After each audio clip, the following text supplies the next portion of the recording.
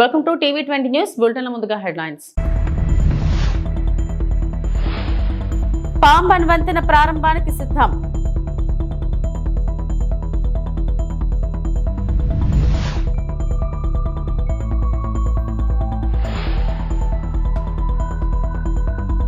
ఎన్టీఆర్ జిల్లాలో సీఎం చంద్రబాబు పర్యటన, స్వాగతం పలికిన మంత్రులు.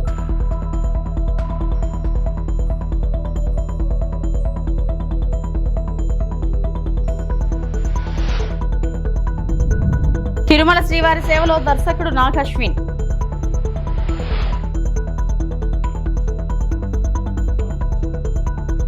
దేశంలో మొట్టమొదటి vertical lift railway sea bridge ప్రారంభానికి ముస్తాబైంది. తమిళనాడులోని రామనాథపురం జిల్లాలో 535 కోట్లతో అధునాతన సాంకేతిక విధానంతో నూతనంగా నిర్మించిన పాంబన్ వంతెనను ప్రధానమంత్రి నరేంద్ర మోడీ 6న జాతికి అంకితం చేయనున్నట్లు దక్షిణ రైల్వే శుక్రవారం ప్రకటనలో తెలిపింది.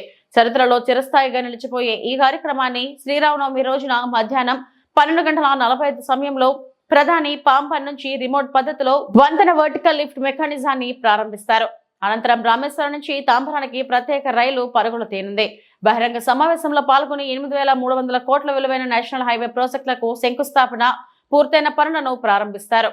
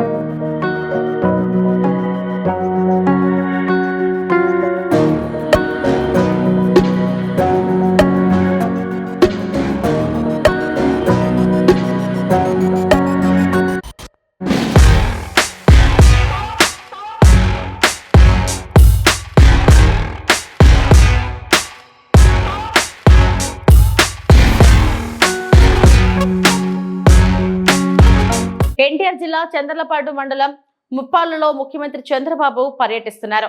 అంబేద్కర్ గురుకుల పాఠశాలను సందర్శించారు. అక్కడ నిర్వహించిన బాబు జగజ్జీవన్ రామ్ జయంతి వేడుకల్లో పాల్గొని నివాళి అర్పించారు. P4 కార్యక్రమంలో భాగంగా బంగారు కుటుంబాలతో సీఎం చర్చించనున్నారు.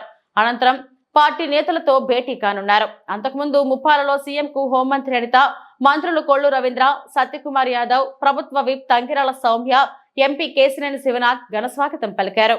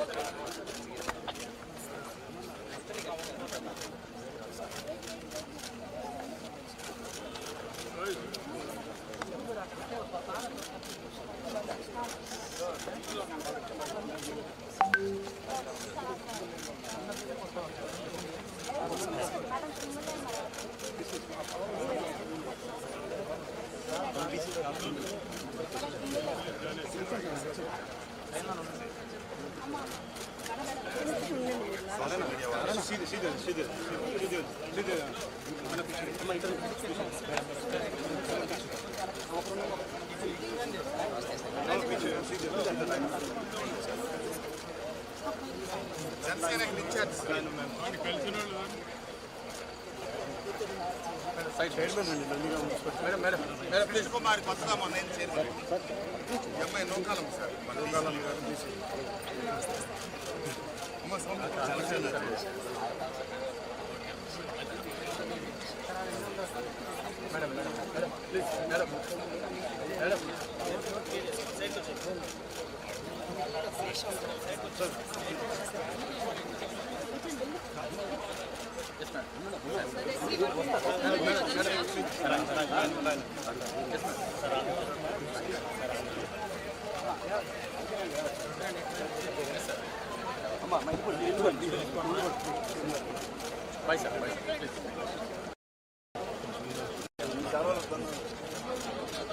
భారతదేశంలో మొట్టమొదటిసారిగా దీపం పెట్టిన పార్టీ తెలుగుదేశం పార్టీ.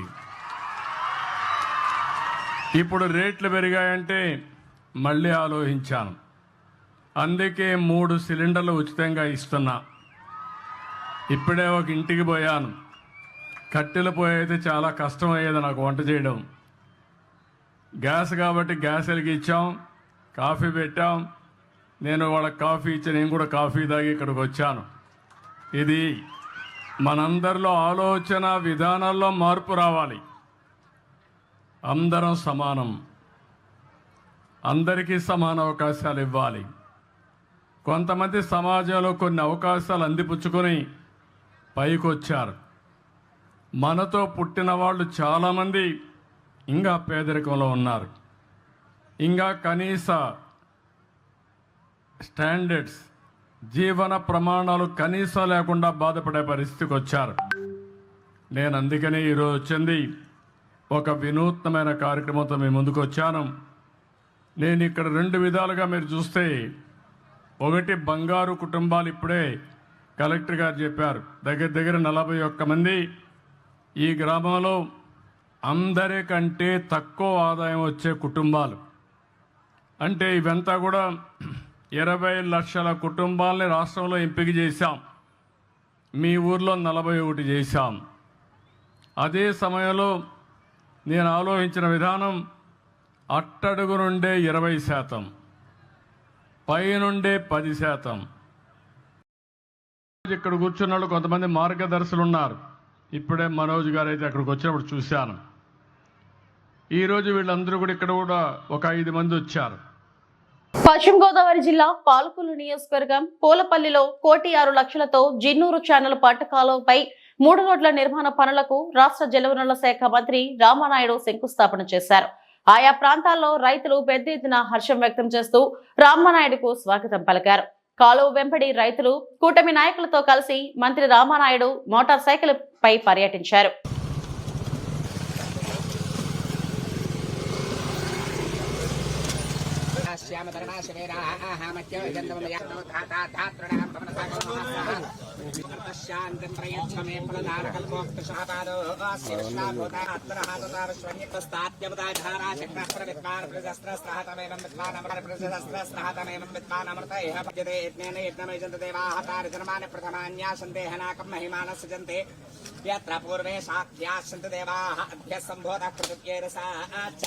विश्वकर्मण समवर्तताधेतस्य त्वष्टावितद्रूपमेते तत्परस्व विश्व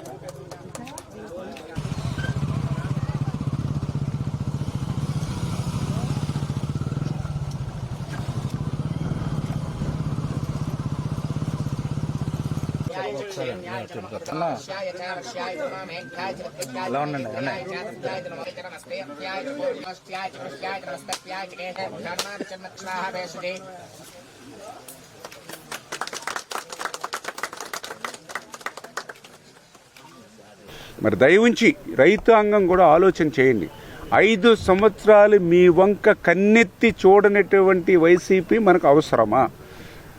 5 సంవత్సరాల పాలనలో కనీసం రైతుకి ఒక గ్రావెల్ రోడ్ వేద్దామని కానీ, రైతు పండించినటువంటి ధాన్యాన్ని కొందామని కానీ, రైతు పండించినటువంటి ధాన్యం రైస్ మిల్లుల దగ్గర వారం రోజులు వాళ్ళు పడిగాపులు కాస్తున్నటువంటి పరిస్థితి లేకుండా చేద్దామని కనీసం ఆలోచన లేనిటువంటి వాళ్ళు ఈరోజు మనకు అవసరం కాదు అనే విషయాన్ని దయవుంచి రైతులందరూ కూడా గుర్తించాలి.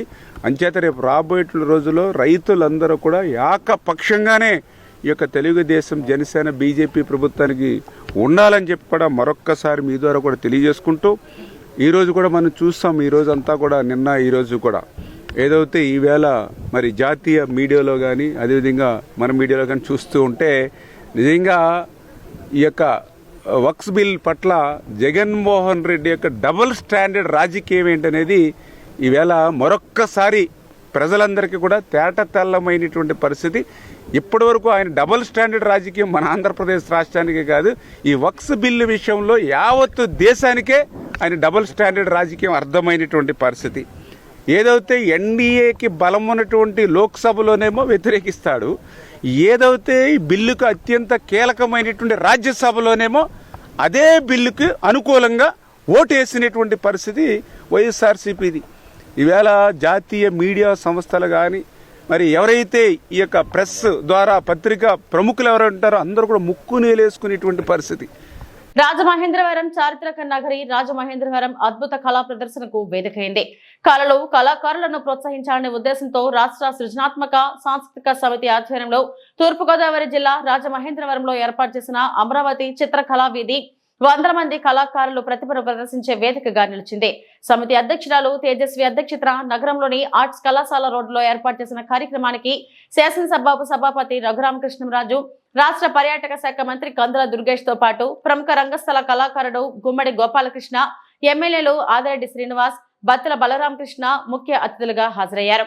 తెలుగు రాష్ట్రాలతో పాటు ఇతర రాష్ట్రాల నుంచి వచ్చిన 1000 మంది కళాకారులు తమ కళాఖండాలను 165 స్టాళ్లలో ప్రదర్శనకు ఉంచారు. ఉదయం నుంచి సాయంత్రం వరకు వేల మంది ప్రదర్శనను తిలకించారు.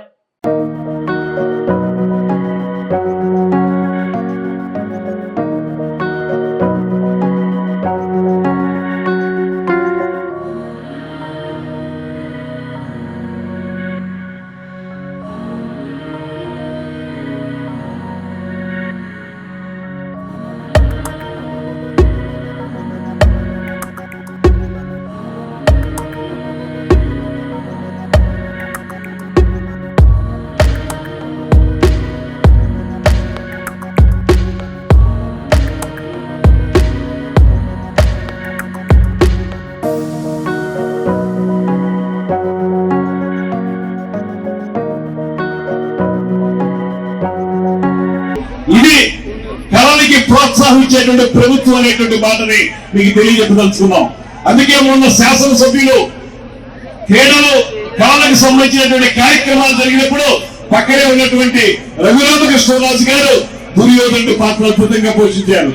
అదేవిధంగా నేను కూడా మన రాజమండ్రి ఖ్యాతి ఇనుమడింపజేసేలాగా బాలచంద్రుడి పాత్ర పోషించేటువంటి మాటను కూడా మీకు మనం చేస్తూ, కళలకి కళ చేయనటువంటి ఈ రాజమండ్రిలో ఈ చిత్రకళ వీధి పేరుతోటి ఏర్పాటు చేసినటువంటి ఈ కార్యక్రమాలు మీరందరూ కూడా తిలకించండి. చాలా మంది చిత్రలేఖకులు అందరూ వచ్చి ఇక్కడ వాళ్ళందరి యొక్క ప్రదర్శనలు మనకు అందిస్తా ఉన్నారు. వాటిని గమనించండి, ప్రోత్సహించండి. దాంతో పాటు మరొక మాట చెప్తున్నాను, మీకు నచ్చితే ఆ ప్రదర్శనలో ఉన్నటువంటి చిత్రపటాలను కూడా మీరు కొనండి.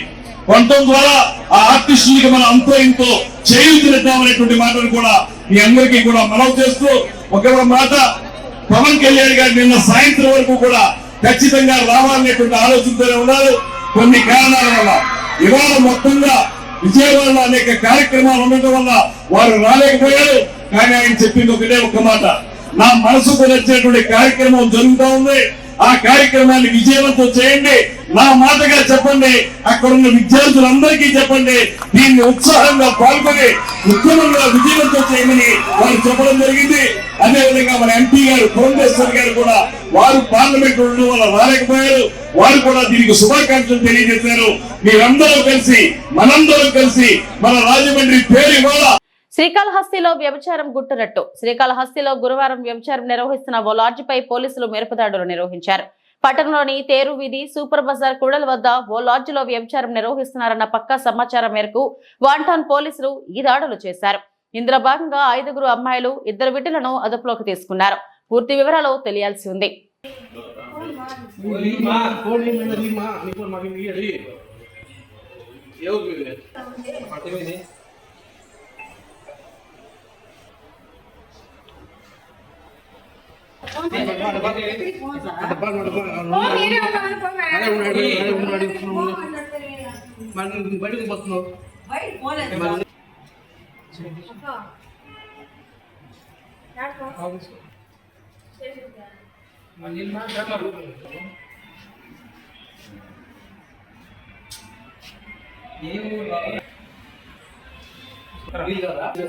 కడప జిల్లాలో రోడ్డు ప్రమాదం. వైఎస్ఆర్ కడప జిల్లా పాలంపల్లి వద్ద రోడ్డు ప్రమాదం కలకలం రేపింది. ఎర్రగడ్డలతో వెళ్తున్న ఓ లగేజీ ఆటో అకస్మాత్తుగా అదుపు తప్పి బోల్తా పడింది. ఈ ప్రమాదంలో ఆటో డ్రైవర్ కు గాయాలు కాగా స్థానికుల సమాచారం మేరకు 108 ఎమర్జెన్సీ వాహనం చేరుకుని అతని కడప రిమ్స్ ఆసుపత్రికి తరలించింది. ప్రస్తుతం డ్రైవర్ పరిస్థితి స్థిరంగా ఉందని వైద్యులు తెలిపారు. అయితే ఈ ప్రమాదానికి గల అసలైన కారణాలపై ఇంకా స్పష్టత రాలేదు. వేగంగా నడిపినట్టుగా ప్రాథమికంగా అనుమానాలు వ్యక్తమవుతున్నాయి. పోలీసులు సంఘటన స్థలానికి చేరుకుని దర్యాప్తు ప్రారంభించారు.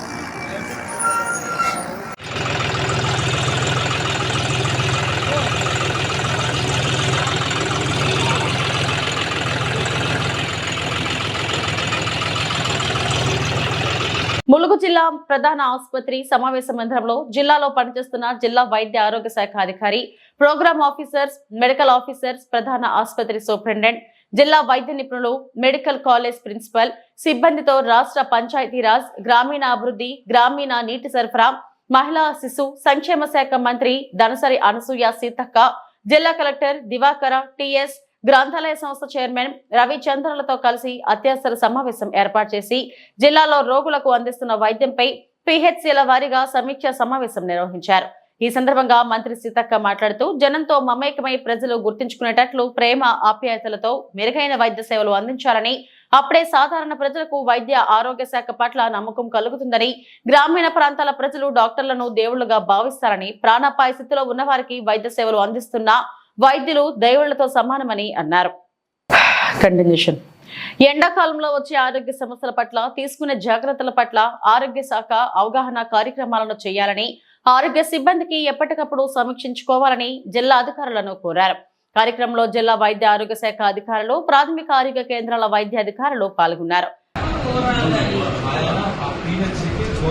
ములుగు జిల్లా హెడ్ క్వార్టర్ లో ఉన్నటువంటి హాస్పిటల్లో మరి జిల్లా వ్యాప్తంగా ఉన్నటువంటి 14 పిహెచ్సి డాక్టర్స్ తోటి, అదేవిధంగా డిఎంఎన్హెచ్ఓ గారు, ములుగు పట్టణంలో ఉన్నటువంటి ఏరియా హాస్పిటల్, జిల్లా హాస్పిటల్లో కొంత డాక్టర్స్ అందరితో ఈ మీటింగ్ ఏర్పాటు చేసుకోవడం జరిగింది. రాబోయే ఎండాకాలంను దృష్టిలో పెట్టుకుని ప్రజలకు ఎక్కడికక్కడ అవేర్నెస్ ఇస్తూ మరి వాళ్ళకు కావాల్సినటువంటి ట్రీట్మెంట్ను కూడా అందుబాటులో ఉంచాలని మరి డాక్టర్లందరినీ కోరడం జరిగింది. అదేవిధంగా మెడికల్ కాలేజ్ కూడా చాలా బ్రహ్మాండంగా నడుస్తుంది. రాబోయే కాలంలో దానికి కూడా పూర్తి స్థాయిలో బిల్డింగ్ ఇన్ఫ్రాస్ట్రక్చర్ కూడా తీసుకొచ్చుకుంటాం. హాస్పిటల్లో కొన్ని విమర్శలు కూడా వచ్చినాయి. ఇక్కడ లోకల్ మన ఏరియా మన డిస్ట్రిక్ట్ హాస్పిటల్లో కొంతమంది స్టాఫ్ సరిగా స్పందించడం లేదని, దాని మీద కూడా మరి స్ట్రిక్ట్ గా మన సూపరింటెండెంట్ గారికి, అదేవిధంగా డిఎంఎన్హెచ్ఓ గారు, ఇతర డాక్టర్లకు కూడా చెప్పడం జరిగింది. ప్రతి ఒక్క డాక్టర్ పబ్లిక్ అందుబాటులో ఉండాలి, వాళ్ళను మంచిగా ప్రవర్తించి వాళ్ళ యొక్క జబ్బును తెలుసుకొని వాళ్లకు మంచి ట్రీట్మెంట్ ఇచ్చే విధంగా ఓపికతో డాక్టర్లందరూ సమయంతో వ్యవహరించాలని కూడా కోరడం జరిగింది. కాబట్టి ఇంకా జిల్లాలో ఇప్పుడు ఎండాకాలంలో మరి డిహైడ్రేషన్ కానీ, తర్వాత వడదెబ్బ తగలడము, లేదా ఉపాధి హామీ పనులకు పోతున్నారు, అక్కడ కూడా ఇబ్బందికరమైన పరిస్థితులు ఉంటాయి. కాబట్టి అక్కడంతా కూడా టెంట్, మంచినీళ్లు, అదేవిధంగా మెడికల్ కిట్స్ ఇవన్నీ కూడా ఏర్పాటు చేస్తాం. అవసరమైతే ఏఎన్ఎంలు కానీ, డాక్టర్స్ కానీ 100 రోజుల పనికాడ కూడా వెళ్లి వాళ్లకు మరి ట్రీట్మెంట్ ఇవ్వడం, అవేర్నెస్ కూడా ఇవ్వడం, మరి జబ్బు అంటే ఎండదెబ్బకు గురి కాకుండా, వడదెబ్బకు గురి కాకుండా కూడా వాళ్లకు ఒక అవగాహన కల్పించాలని కూడా చెప్పడం జరిగింది. అదే కాకుండా 30 సంవత్సరాల క్రితం, దాదాపుగా 25 నుంచి 30 సంవత్సరాల క్రితము మన జిల్లాలో ప్రైమరీ హెల్త్ సెంటర్స్ నిర్మాణమైనవి. అవి చాలా కూడా శిథిలావస్థలో ఉన్నాయి. మరి కాంపౌండ్ వాల్స్ లేవు, బిల్డింగ్స్ కారిపోతున్నాయి, సరిగ్గా లేక ఇబ్బంది పడుతూ ఉన్నారు. వాటన్నింటినీ కూడా కొత్త బిల్డింగ్లను ఏర్పాటు చేయడం కోసం అవన్నీ కూడా ప్రపోజల్స్ అడగడం జరిగింది. అవి కూడా తొందరలోనే తీసుకుంటాం. కొంత అక్కడక్కడ స్టాఫ్ కూడా తక్కువ ఉంది. అవన్నీ కూడా డీటెయిల్డ్ గా తీసుకొని తొందరలోనే మా సోదరుడు దామోదర్ రాజ నరసింహ గారి హెల్త్ మినిస్టర్ గారికి కూడా మన జిల్లాలో ఉన్నటువంటి మరి హెల్త్ కు సంబంధించినటువంటి సమస్యలు, స్టాఫ్ గానీ, అదేవిధంగా బిల్డింగ్స్ గానీ, ఇంకా కొన్ని ఇన్ఫ్రాస్ట్రక్చర్ ఎక్విప్మెంట్స్ ఏదైతే మెడికల్ సంబంధించినవి కావాల్సినటువంటి పరికరాలు ఉన్నాయో వాటి కోసం కూడా వారిని కలవడం జరుగుతుంది. మెడికల్ కాలేజీని కూడా తొందరలోనే మరి అంటే మంచి బిల్డింగ్స్ కూడా నిర్మాణం కోసం నిధులను కూడా అదనంగా కోరి వాటిని కూడా సాధించుకోవడం జరుగుతుంది. అవన్నీ కూడా రివ్యూ చేయడం కోసం ఈ రోజు ఇక్కడ మీటింగ్ ఏర్పాటు చేసుకోవడం జరిగింది. అందరికీ నమస్కారం. మదనపల్లి పట్టణంలోని మీనాక్షి ఆసుపత్రిలో చికిత్స పొందుతున్న రాజంపేట పార్లమెంట్ ఐటీడీపీ ఉపాధ్యక్షుడు, మదనపల్లి 14వ బూత్ ఇన్ఛార్జ్ వెలుపుల వెంకటేష్ ను పరామర్శించిన తెలుగుదేశం పార్టీ రాష్ట్ర ప్రధాన కార్యదర్శి మరియు ఐటీడీపీ అధ్యక్షులు చింతకాయల విజయ్. వెంకటేష్ ఆరోగ్య పరిస్థితి గురించి డాక్టర్ మల్లికార్జున్ గారిని అడిగి తెలుసుకున్నారు. అనంతరం వెంకటేష్ కుటుంబ సభ్యులను ఓదార్చి వైద్య ఖర్చుల నిమిత్తం ₹1,00,000 అందించారు.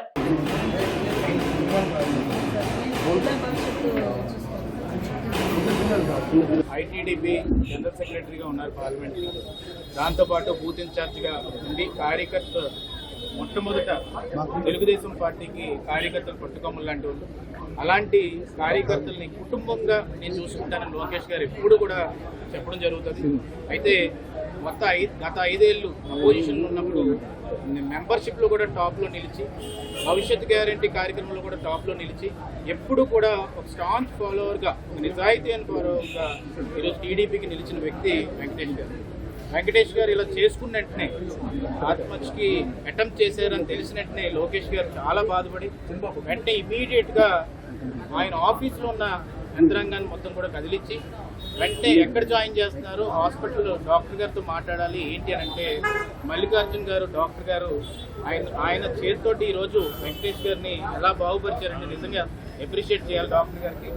ఎందుకంటే మీనాక్షి హాస్పిటల్ ఈరోజు మదనపల్లిలోని క్రిటికల్ కేర్ ఉండడం అనేది ఆశ్చర్యం కలుగుతుంది నాకు.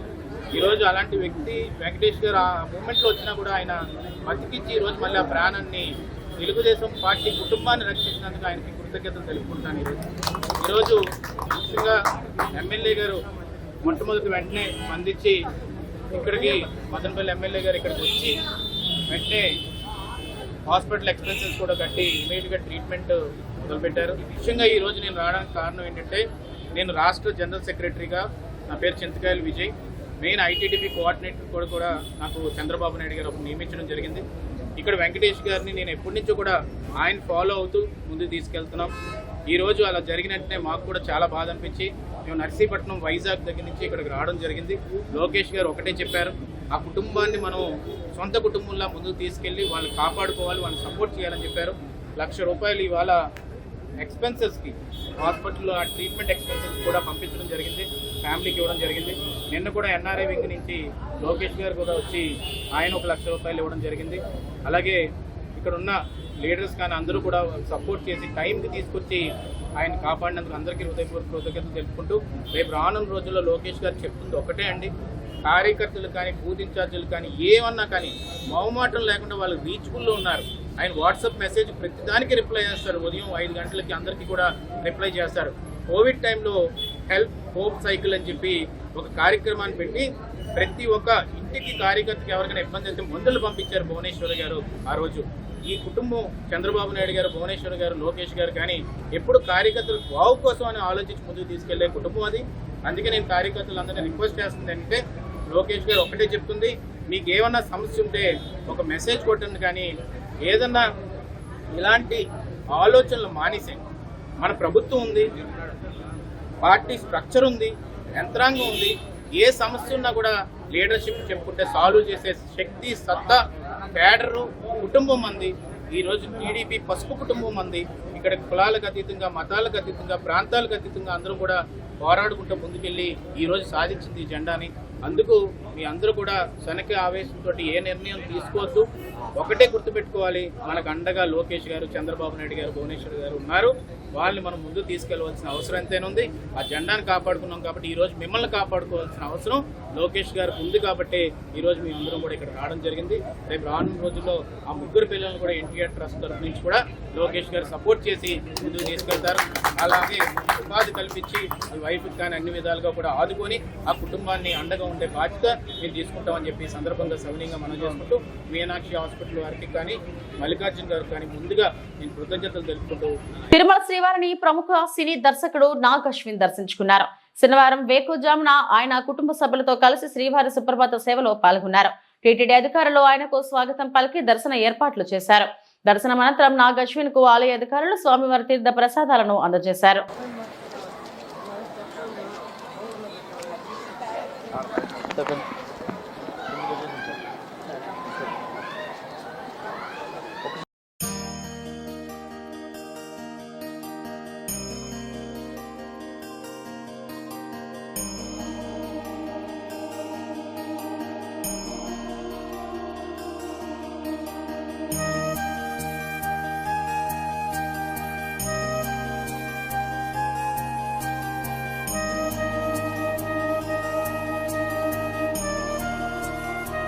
ఫ్యామిలీ తోటి తిరుమల వచ్చాము. దర్శనం చాలా బాగా జరిగింది.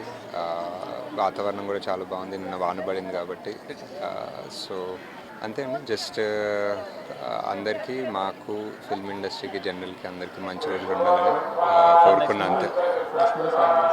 కలికినే ఇంకా టైం పడుతుంది. Thank you. ఇవి ఇప్పటివరకు నా బులెటిన్ అప్డేట్స్. నమస్తే.